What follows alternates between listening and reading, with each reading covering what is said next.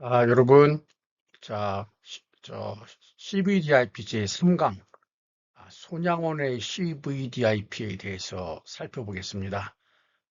제가 원래 소녀의 절규라고 손양원 목사님의 큰딸, 그걸로 제목을 잡았었는데, 다시 생각해보니까 아무래도 손양원 목사님 그 자신, KBS TV에서 제목을 붙였던 죽음보다 강한 사랑 손양원, 이런 제목으로 하겠습니다.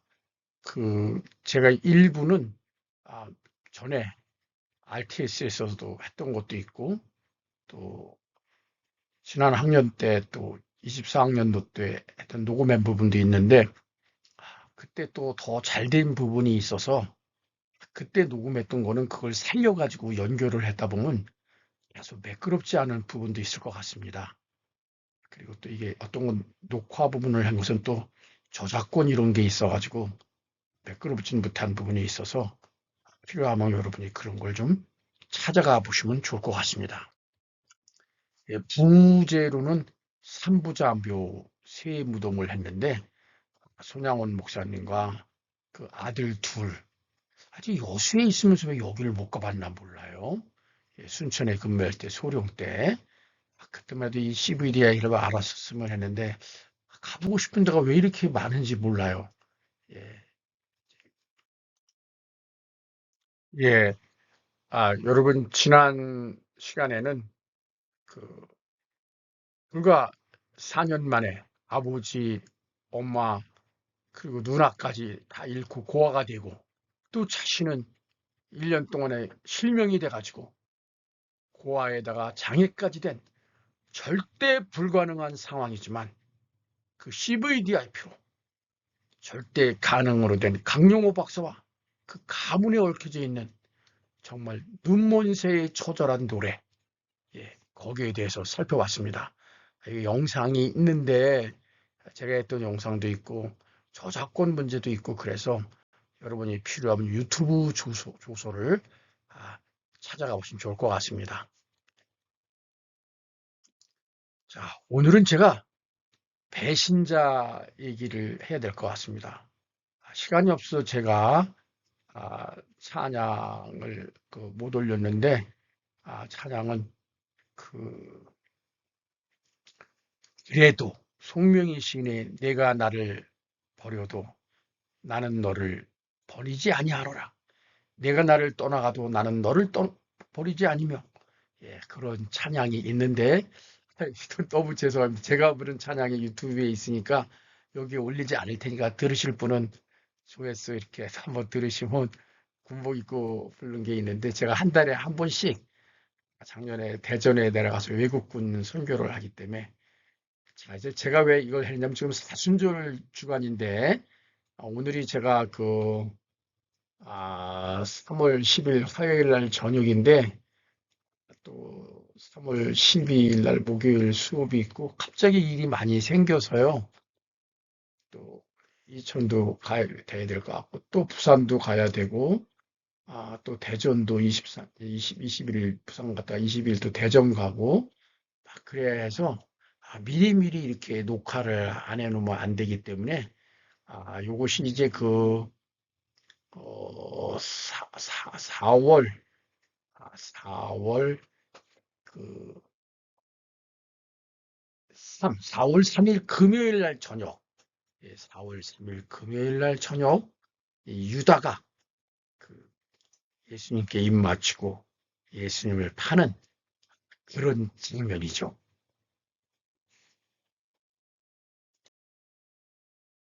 우리 배신자 하면은 떠오르는 게 다른 유다뿐만 아니라 자기 양아버지를 찔러 죽인 그 브루투스 있죠. 브루투스 영어로 이렇게 번역을 했는데 라틴어로 제가 잘 모르겠어요. 이투 브루투? 예, 유투 브루투스. This is said to be the last words of Julius Caesar. 이것이 줄리우스 시저의 마지막 말이 되었다고 말했다. 뭐 이제 이렇게 예, 이 브루투스와 또 브루투스를 부추긴 그 매형인가요? 매형? 예, 예, 단테에 의하면은 단테는 지옥을 북반부에 있는 고대란 이 깔때기 모양의 그 구덩이로 하고 이 구덩이는 8개의 동심원을 따라 쭉 내려가는데 이 맨 밑에가 최고 밑바닥 지옥, 제9지옥이라 그러고요. 그 단테는 이 지옥을 9층으로 이렇게 나눠가지고 각각의 층을 이렇게 원이라고 이렇게 하나씩 1옥, 2옥, 3옥, 4옥 이렇게 원으로 해서 불렀는데 9옥에는 배신자로 혈족, 국가, 친지, 은혜, 자기 스승, 이런 자비를 배신한 자, 지옥에 쉬면 가장 밑에는 이 사탄 루시퍼가 있는데 루시퍼가 어떻게 있는지 보실까요?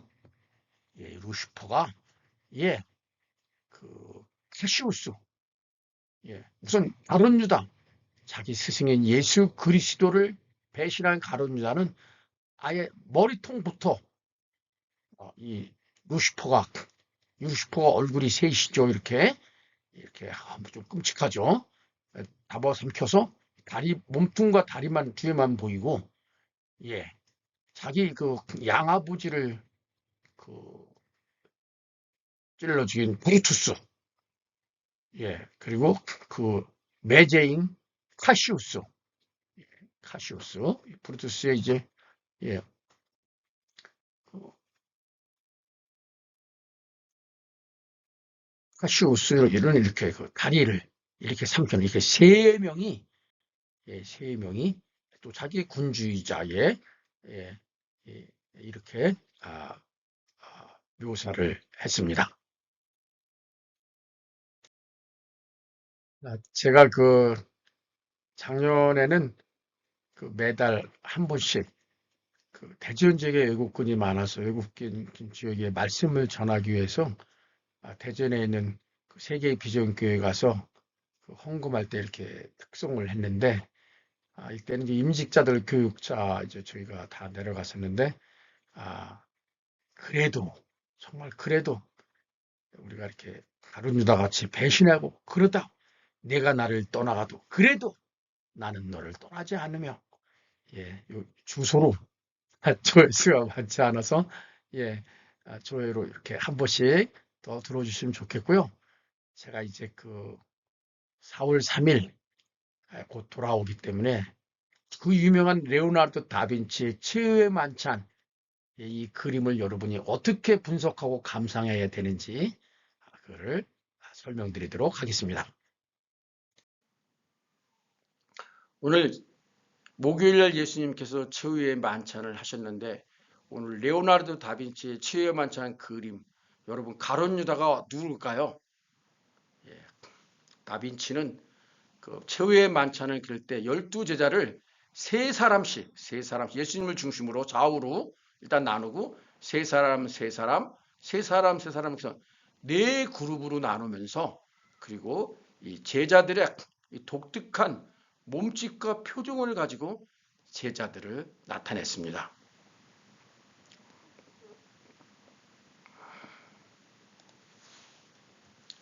이 그림에서 가룟 유다는 누구일까요? 가룟 유다. 다빈치는 유다를 이렇게 특별히 다른 제자와 구별되는 두 가지 특징을 강조했습니다. 유다의 머리가 12제자 중 가장 낮은 게 유다입니다. 그리고 얼굴의 표정이 가장 어둡고 검게 표현되어 있죠. 그럼 각각 12제자를 어떻게 하고 있나 한번 볼까요?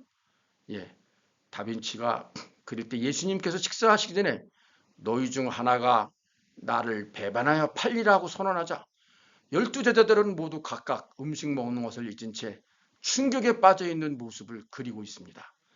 맨 왼쪽에 바돌로메는 왼쪽 끝에서 식탁에 두 손을 짚고 서 있습니다. 이럴 수가.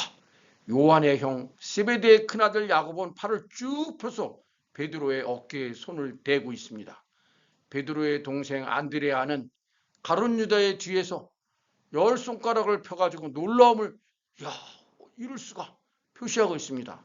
두 손바닥을 들어보며 마치 자신에게서 무엇인가를 멀리 하려는 듯 행동하고 있습니다. 자, 성질이 급한 베드로는 요한의 어깨를 잡고 누가 배신자인지 물어보려는 듯 일어서고 있는데 베드로의 그 오른손을 잘 보면은 식사 세트는 칼, 나이프 이걸 쥔 채 유다의 옆구리에 딱 들이대고 있죠. 본의 아니게. 모르겠어요. 본의 아니게인지 뭔지. 그러니까 유다가 놀라서 깜짝 놀라서 팔꿈치를 식탁에 대고 있다 보니까 유다가 이렇게 끼어들어서 가장 낫게 됐죠. 12제자들 중 유다만이 앞으로 되어질 일에 대한 사정을 다 알고 있죠.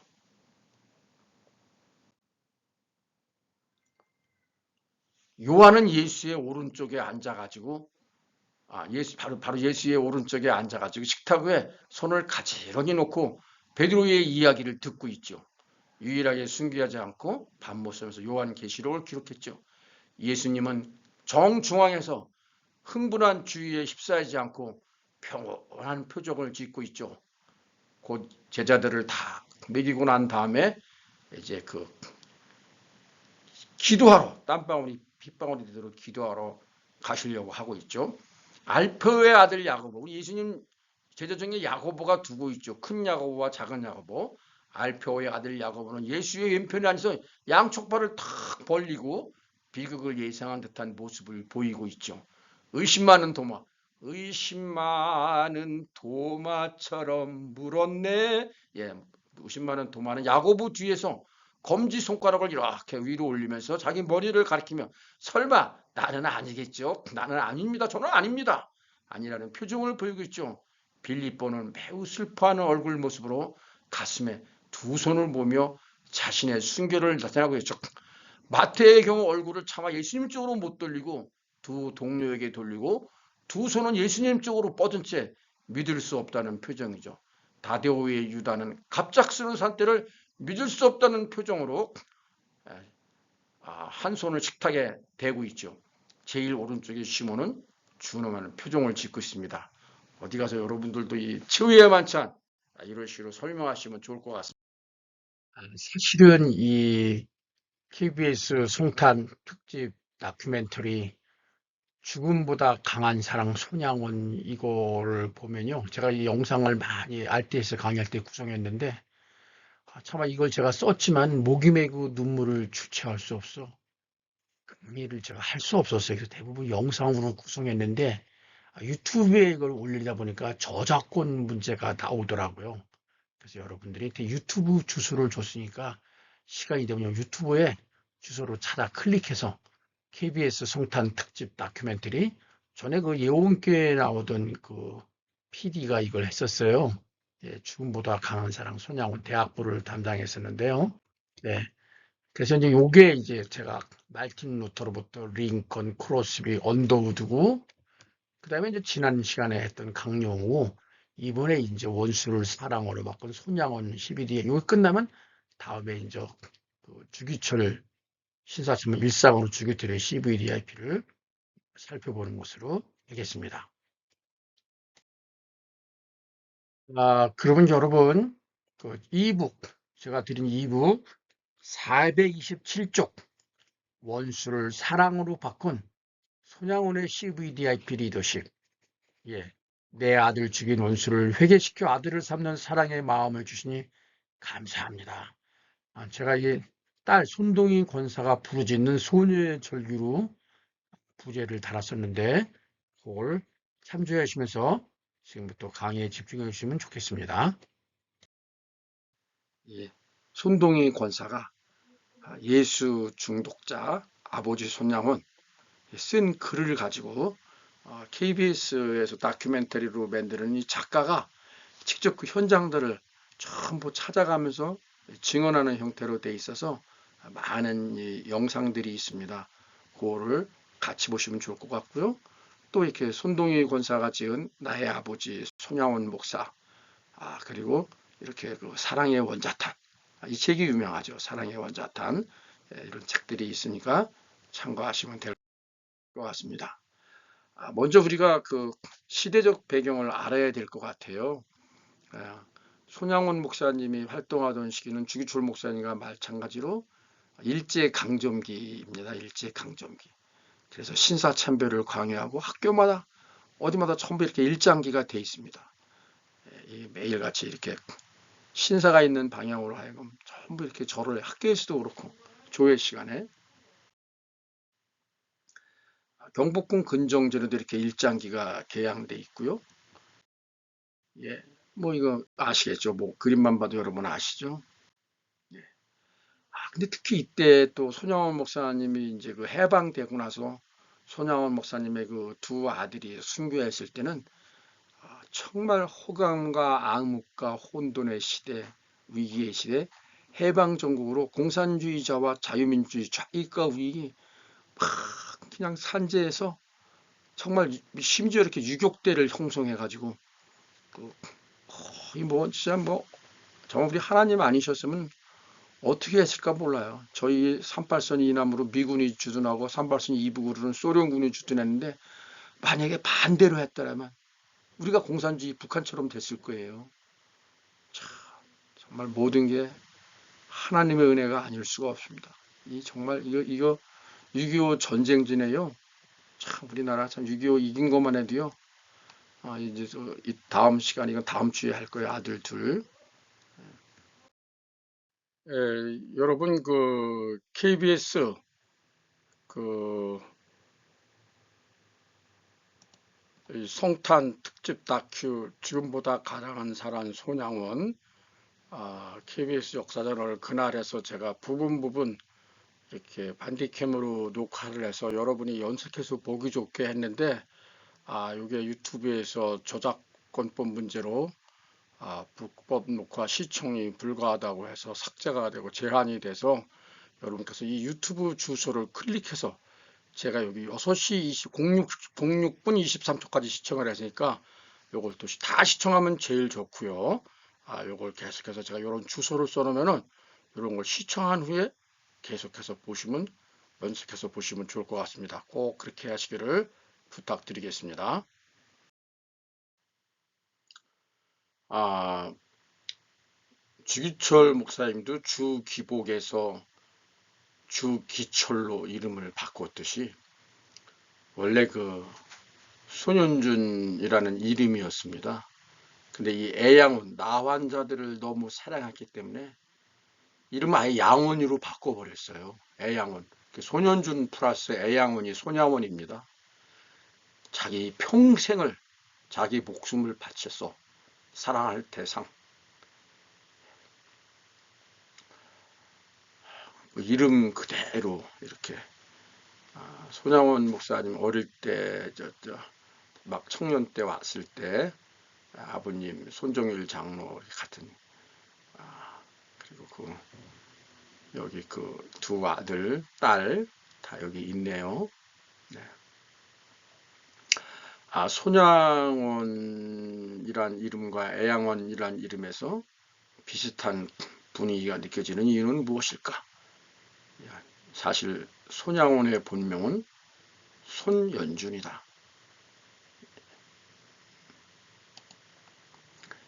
애양원을 너무나도 사랑한 그가 애양원의 이름을 따 손양원을 이름으로 삼은 사실을 알고 나서도 감동이 되어지는 숨겨진 비밀이다. 괜찮습니다. 전면될까봐 두려워하면서 어떻게 그렇게 설교할 수 있단 말입니까? 애양원 환자들을 위한 마음에 건네진 가운도 뿌리치고 친구의 모습으로 다가가 상처를 치료하며 고름을 빼려낸 그의 모습은 사랑의 결핍이 만연한 오늘날 우리의 시대에 큰 부끄러움과 뜨거움을 주게 된다. 당시 손양원 목사님에는 두 아들이 있었는데 큰아들 동인이와 동신이 24살, 19살이었죠. 어디는 또 20살, 18살도 있는데 동인이는 사범학교를 졸업하고 미국 유학을 가려고 준비하고 있었고요.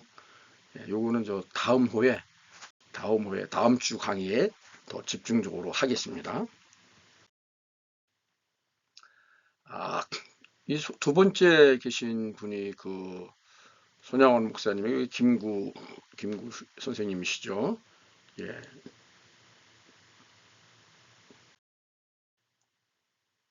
여기가 이제 손양원 선생님의 생가의 경남 함안군 7월면 구송리라는 동네예요. 참 남쪽 분들이 우리 유 목사님도 그렇고 뭐 다들 그러네요. 여기 이제 지난번에 이제 여기가 창원시를 진해 여기 웅천이었고 주기철 목사님은 여기는 이제 손영환 목사님 함안군 인접해서 살았네요. 네, 이제 아버지예요, 부모님. 손종일 아버님, 어머님. 네, 손종일 장로님인데 정말 대쪽 같은 성품을 가졌대요. 1909년에 선교사를 통해서 우리 개신교에 입교를 하셨고 1년 만에 세례를 받았는데 그때 최초에는 우리 직분이 장로니 권사니 뭐 안수집사 그런 게 없어서 장로쯤 되면 아마 교회 머리라 그래가지고 영수라 그랬대요. 영수. 요새 뭐 영수회담 이런 얘기 예전에 있었는데 그리고 나서 이제 이런 직분이 바뀌면서 1919년 3.1운동 때 그 장로를 하셨는데 새벽 기도를 일평생 하셨다 그러고요. 3.1운동 지도자로 돼서 그 투옥이 되셨어요. 자, 이 가문이라는 게 참 보면 중요한 것 같아요. 그 아버지에서 그 아들이 나오는 것 같아요. 정말 주기철 목사님도 그러는데 이런 그 훌륭하신 그 당시 일제 강점기 때는 하나님과 민족, 믿음과 나라 이 두 가지만을 키워드로 사시는 것 같아요. 손양원 목사님은 아버지 손정일과 어머니 김은주 사모의 장남으로 이렇게 태어나셨습니다.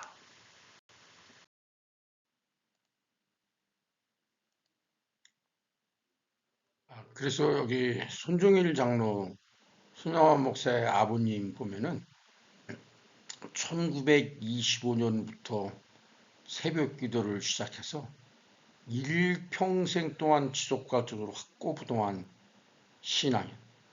그러니까 주기철 목사도 그렇고 이 당시 훌륭한 신앙인은 하나님과 나라, 예, 믿음과 민족, 또 이렇게 독립 만 3일 만세 사건 때 1년간 옥고 생활을 한 애국 신앙인.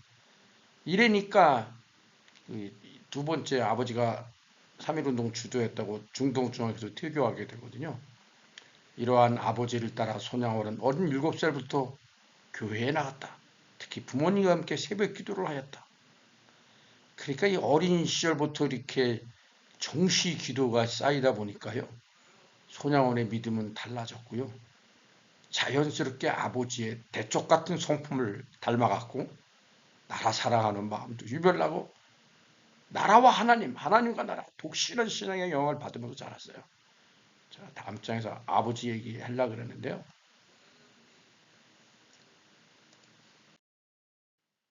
이 코비난트는 제가 사실은 모르겠어요. 손양원 목사님 코비난트는. 전반적으로 손양원 목사님을 연구하면서 참 이분은 하나님을 배신하지 않고 주기철 목사였죠. 하나님 말씀대로 말씀이 가라하면 가고 쓰고 준행하며 원수까지도 사랑하는 정말 모든 걸 뛰어넘는 그런 목회자였다. 목회자.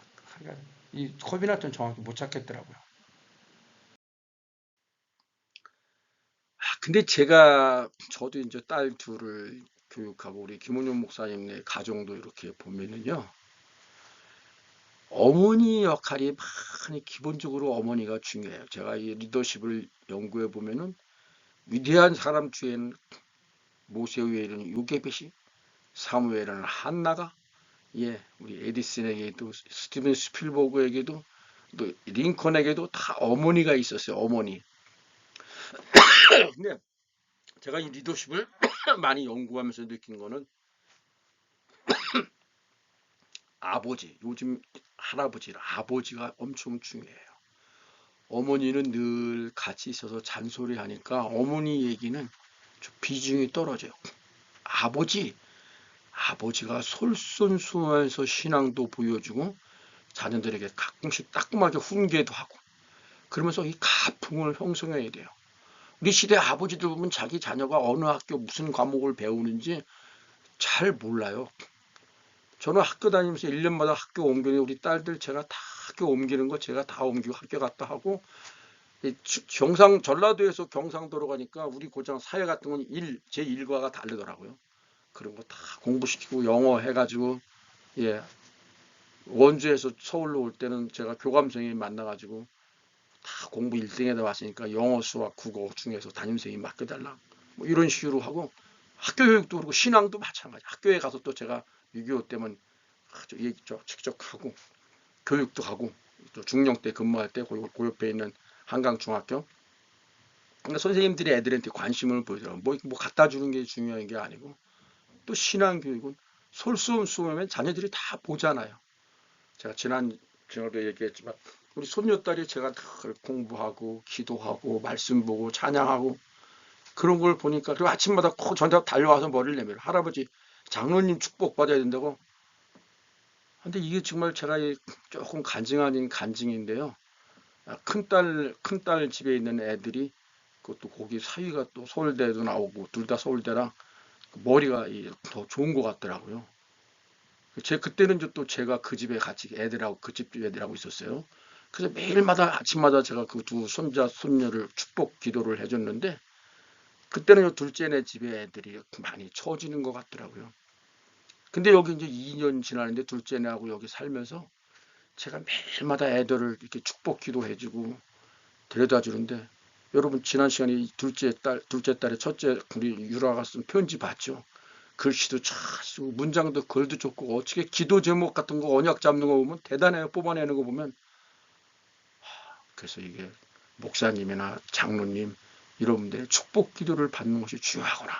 이렇게 여러분들 어, 아버지가 자녀에게도 늘 아침마다 축복 기도해주고 혹시 할아버지가 장로님이면 꼭 찾아가서 손자들 축복 기도 받으세요. 그게 아주 잘 되는 길이에요. 되게 중요해요. 예. 목사님이면 더더욱 그렇게 하시고요. 우리 여기 지금 우리 유라하고 유연이 제가 아침마다 예원교회 YSS하고 예스키즈 데려다 주는데 가면서 또 이렇게 또 할아버지하고 하는 대화. 네.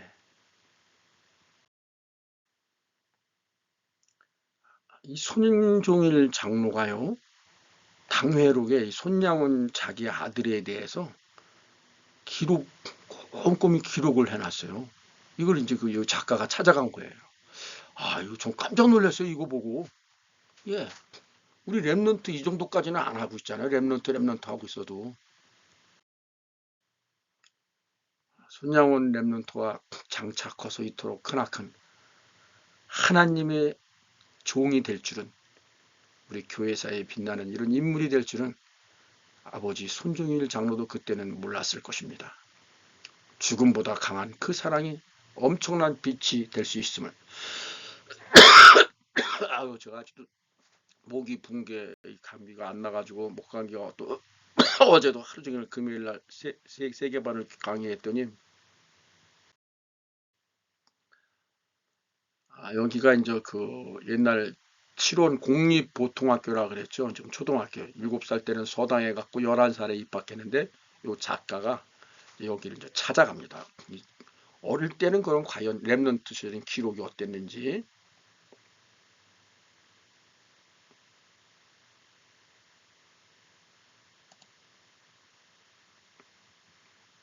이렇게 찾아가서 학적부를 다 하는데 3학년 때는 15일, 4학년 때는 무려 14일을 결석하죠. 이게 이 불성실해서 그랬을까요? 그게 아닙니다. 그 중학교 때, 초등학교 때 이제 그 결석하고 또 퇴학도 당하는데요. 아버지만 3.1운동에서 투옥당하는 게 아니라 손양원 학생도 일본 천황의 절하는 게 10계명 1계명을 범하는 죄라고 중학교 때 14살 때 신사참배를 거부해요. 결석해버려요. 아예 학교 안 가버려요. 결국은 퇴학당하고 말았어요. 동방요배라 그래가지고 매일 아침 조회 때마다 일본 천황, 신이지 천황 가짜신 충성하는 의미로 동쪽을 향해 절을 일본 쪽을 향해서 절하는 의식이에요. 저 이거 보고 들송 부른 나무는 떡잎부터 알아본다는데 깜짝 놀랐어요. 이 당시 아까 총칼 그림도 보여줬는데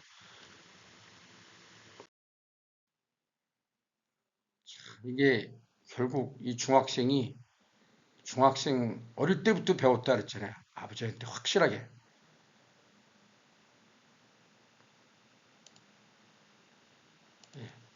14살의 소년 렘넌트 소냐원이 일본 천황에게 절하는 건 10계명 중에 제1계명을 범하는 거라고 감히 절하지 않잖아요. 소설이 시퍼럴 때 선생님들도 절하는데 근데 결국 퇴교당하잖아요. 아, 참. 그리고 제가 얘기했지만 신사참배 그거 절 안 하는 거는 물론 주일 성수하기 위해서 주일 성수. 이게 참 주일 성수하기 위해서 아르바이트 어렵고 고생 주일을 지킬 수 있는 곳에서 아르바이트를 하잖아요. 이런 거 우리가 자녀들한테 어릴 때부터 꼭 각인 뿌리 체질화 시켜야 될 것 같아요. 그 참 우리나라도 유목사님도 말씀하시면 호주나 미국에 다 선교사들 때문이에요.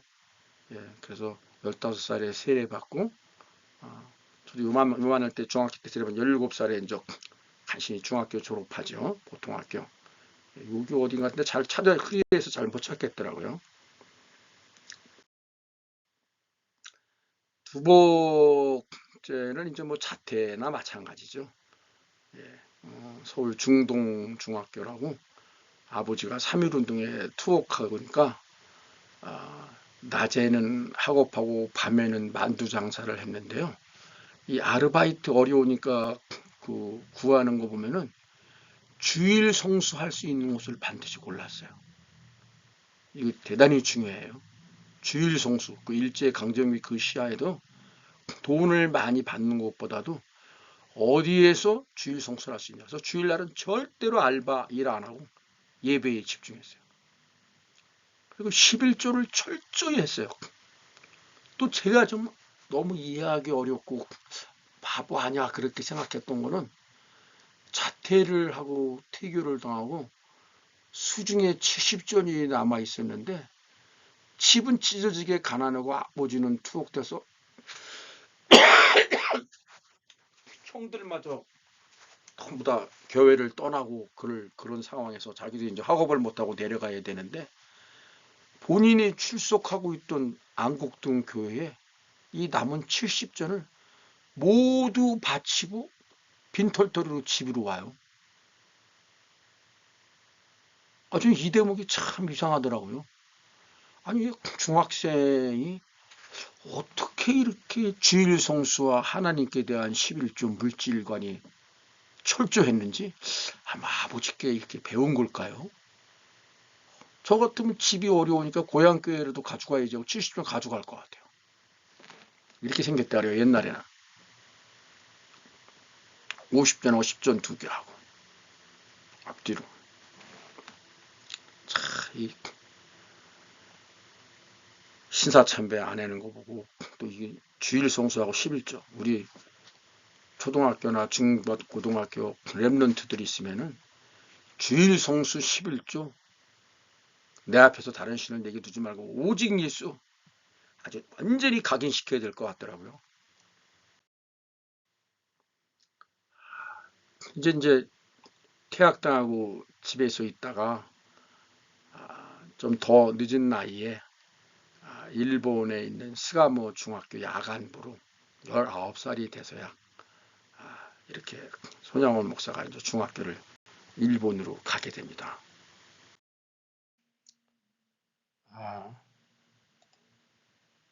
이제 그 고향으로 돌아와 심신을 달래고 있던 손양원에게 그 배움에 대한 열망이 일본으로 19살 때 건너가 동경 스가모 중학교 야간부에 입학했고 아침과 낮에는 우유와 신문 배달하고 밤에 공부를 했는데 이때 손양원의 담에색 도상이 나옵니다. 일본의 무디로 알려진 도쿄의 이타바시 선교교회 나카다 주지 목사 이분을 만나고 이분의 설교의 은혜를 받고 신앙의 의의를 체득하며 정말 나 환자 사역에 대한 사명을 비전을 붙잡게 됩니다.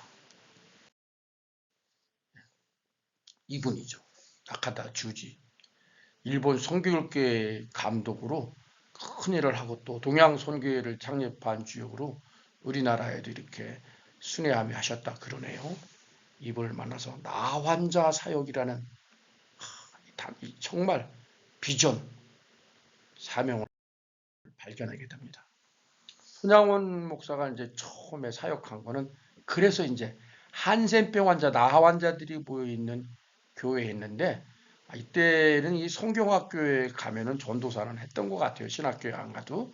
그리고 감만동 그 부산에 있는 외지 전도사로 바깥에만 다니면서 전도만 하는 거죠. 600여 명이 대부분 한센병자들이었다 그래요. 여기가 이제 초기 손양원 전도사였죠. 전도사가 부임한 애양원의 모습입니다. 너무 바빠서 목사 안수를 못 받았었는데 거기서는 이제 목사라고 불렀던 것 같더라고요.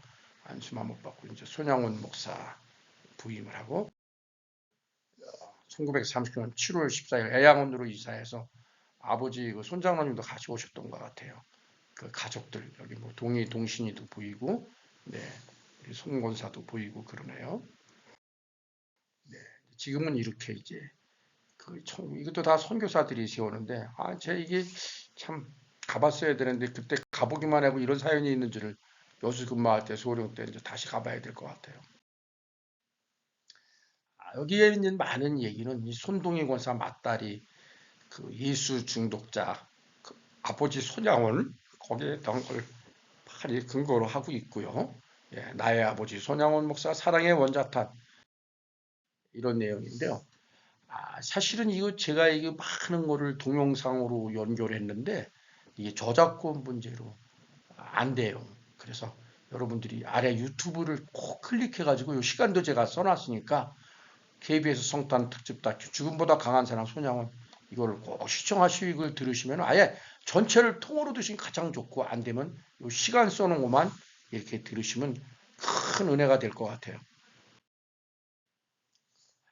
정말 이제 손양원이 애양원에 가보니까요.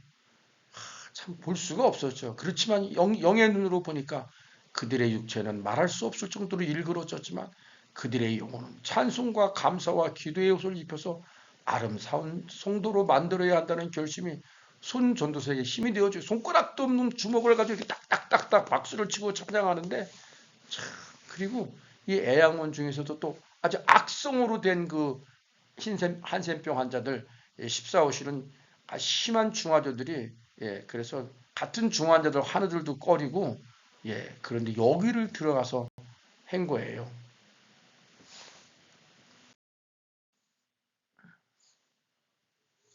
모습이 이렇게 참 아름답지 않습니까?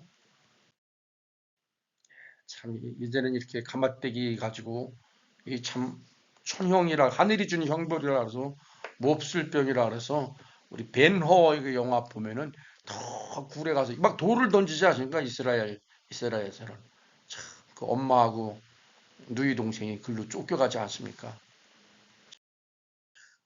이제 그 14호실에는 이분이 이제 증언을 하는 거예요. 간호하다가 들어가게 못지않은 막 피가 막 떡뚝 떨어지고 막 살점이 떨어져 나가고 그러는데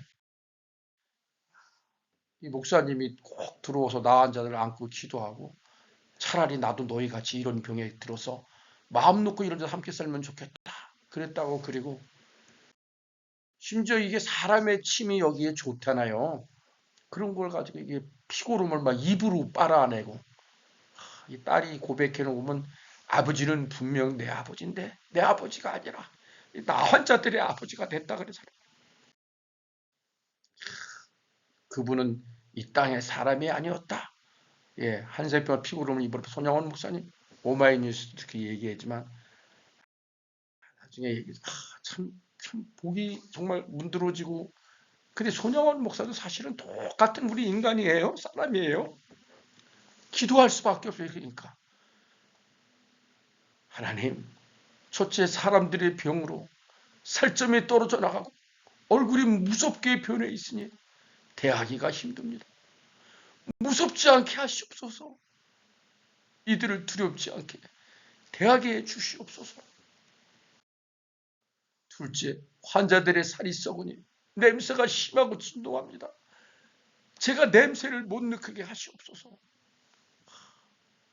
셋째, 처음 제가 이 비전과 사명으로 생생한 꿈으로 나 환자들을 위한 목회를 시작했으니 나 환자들을 위한 목회로 끝내게 해 주옵소서. 이렇게 기도하지 않고는 이 사명을 감당할 수 없었습니다. 세상으로부터 소외당하고 외면당하는 가장 낮은 곳에 있는, 정말 우리 목사님 말씀하시는 빈 곳에 있는 자들과 함께 손양원 전도사가 온 애양원 어느 틈 이렇게 사람이 많이, 전국에 있는 나 환자들은 다 모여들기 시작했죠. 사랑이 있는 곳에 모이게 돼 있죠. 그러니까 이제 이 애양원이 커지니까 이제 김구 선생님이 오셔가지고 초청 강연이 됐었나 봐요. 참 김구 선생님이 보니까 이 손양원 전도사 정말 하나님과 나라를 사랑하는 이런 사람을 데려다가 지도자로 썼으면 좋겠구나. 독립운동을 같이 했으면 좋겠구나. 그러니까 애양원을 떠났으면은 손양원 목사님이 김구 선생님 버금가는 커다란 독립운동가로 남을 수도 있었을 것 같아요. 근데 이게 그냥 일본 갔을 때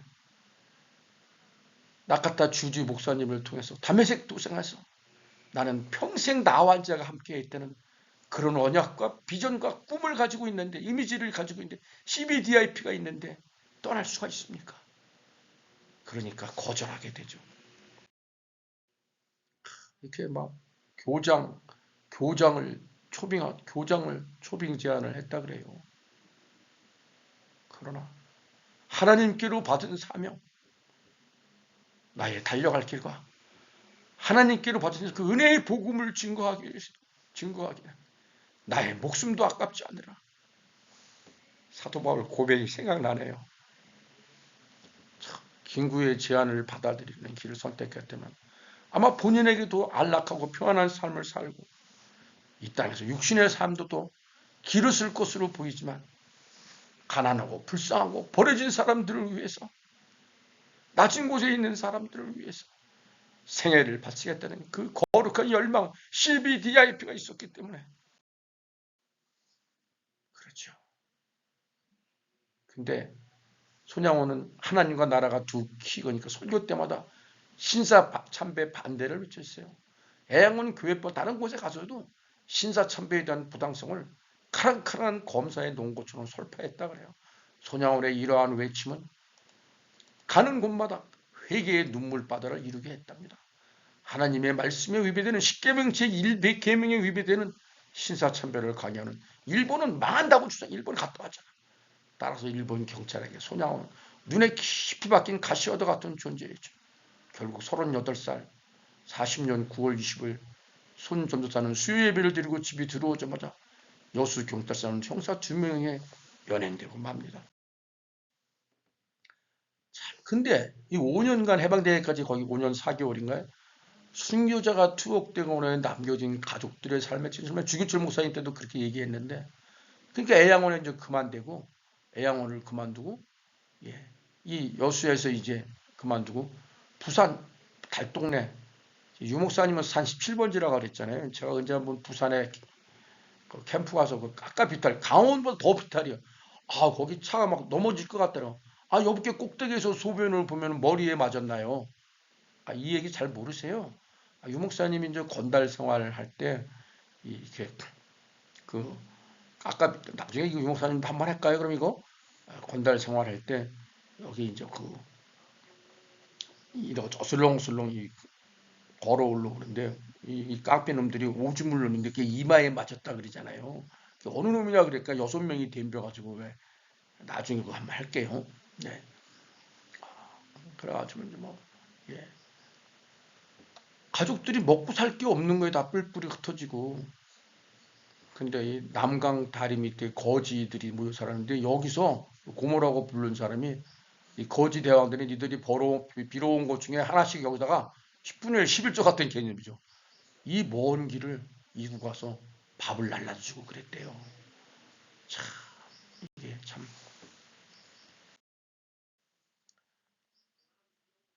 이제 여기 항상 이미 1년 6개월 했지만 자꾸 더 형을 들기 위해서 추록할 날이 가까우니까 자꾸 사상 전환을 시도하고 막 검사가 회유하는 거죠.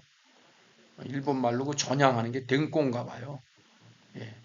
검사한테 굴하지 않고 당신은 된꼬가 문제지만 나에게는 신앙, 신꼬가 문제다. 이런 유명한 말을 남겼다고 해요. 손 목사는 하여간 끝내 그들의 신사참배의 유혹과 핍박의 손길을 거부해서 광주, 종로소, 경성, 청주 다니면서 그러면서도 옥중에서도 기도, 찬송, 성경 읽기를 길지 않고 옥중에서도 사랑을, 이 사식이 간혹 어쩌다 들어오면 딴 사람을 먼저 줬대요. 지원에 나오는 이 영상 한번 보세요. 심지어 바울처럼 간수도까지 전도해서 많은 사람을 주 앞에 인도했다고 합니다. 정말 이 CBDIP 정말 대단합니다.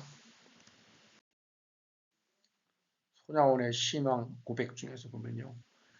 행복해지기를 원하면서 의를 위하여 고통당하기를 꺼리는 자, 땀도 흘리지 않고 눈물도 뿌리지 않고 피도 쏟지 않으면서 많은 행복을 탐욕적으로 원하는 어리석은 자들을 많이 만나는 중에 혹시 나도 그렇게 어리석은 자들 중에 첫째가 아닌가 반성해 본다. 사도 바울 자신을 죄인 중에 계시라고 했듯이 가난을 사랑하는 아내로 삼고 고통을 선생으로 삼고 자연을 친구로 삼은 생활이 진정 행복하고 기쁜 생활이 아니더냐. 내 몫의 메인 십자가 내가 어찌하면 좋겠는가. 내 몫의 메고 가는 거니까 또 메인을 기쁘게 지고 나아가리라. 너는 십자가 지기를 꺼리지 마라. 손양원 목사는 또 여기 있으면서 참 훌륭한 사람들은 옥에서도 전도를 해요. 옥에서도. 바울은 미시같이 그 손과 발 양쪽 팔에 한 번에 6명씩이 뭐 사교돼서 24명이니까 24명을 전도했다 그러던가요. 예. 빈방 홀로 지키니 고족감이 밀려오너라. 성삼이 함께하여 네 식구 되었도다. 성삼이 하나님과 손양원 목사님하고 온갖 고난이여 올 테면 다 오너라. 괴로움 중에 진리를 모두 체험하리라. 참 이렇게 힘들고 외롭고 수심 가득하나 주와 함께 동거하니 기쁨이 충만하도다. 옥중고생 4년 길고도 긴 날이나 주와 함께 동락하니 하루와 같도다. 천년이 하루 같고 하루가 천년 같고 지난 4년 동안 평안히 보호해 주신 주는 미래에도 그리하 작신하노라. 참 이게 참 불가사의예요. 잘 이해가 안 돼요. 믿음이 든지.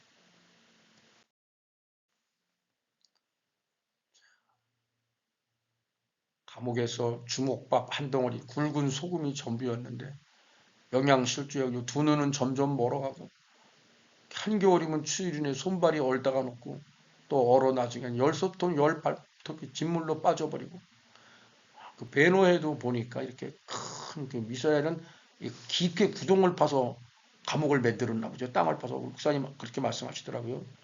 그러니까 그게 나병이 문중병이 됐더라고요. 옥중에서도 찬송하고 기도하고 또 편지를 쓰고 시를 편지로 보내 가족들을 위하고 또 성도들을 위로하고 가족들의 신앙도 단속. 예, 이제 손양원 목사님은 이제 그 해방에 돼서 추록하셨다가 또 6.25 전쟁 때 이 마산까지 북한군이 진주하면서 여기를 또 점령해서 그때 이제 다들 피난 가시는데 피난을 안 가시기 때문에 그때 인민군들한테 끌려가서 공산당에 의해서 참 아들도 공산당원에 의해서 이렇게 순교 당하시게 되는데요. 다음번에 이걸 또 자세히 하도록 하겠습니다.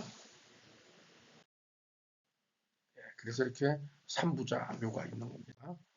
네, 참 나환자들, 가난한 사람들, 특히 중증 환자 고름을 빨면서 저희 보기만 해도 모습이 끔찍한데 어떻게 그렇게 할 수 있을지 모르겠습니다. 제가 중2 때 작은 사슴나라 섬이라고 아마 그 나환자 부모를 둔 애가 들어왔는지 그 책이 있어 그걸 읽어보니까 참 나영이라는 분이 그 나환자 목사님인가 누구하고 결혼했더라고요. 나환자의 영혼을 사랑한다 해서 나영이라고 했다 그러더라고요. 그거 읽을 때도 참 엄청 울었는데 하여간 제가 울보가 됐네요. 이거 제가 영상을 다 멋있게 그냥 쫙 했었는데 이게 저작권법에 의해서 접촉이 돼서 더 이상 안 돼서 영상을 여러분 꼭 보시기 바랍니다.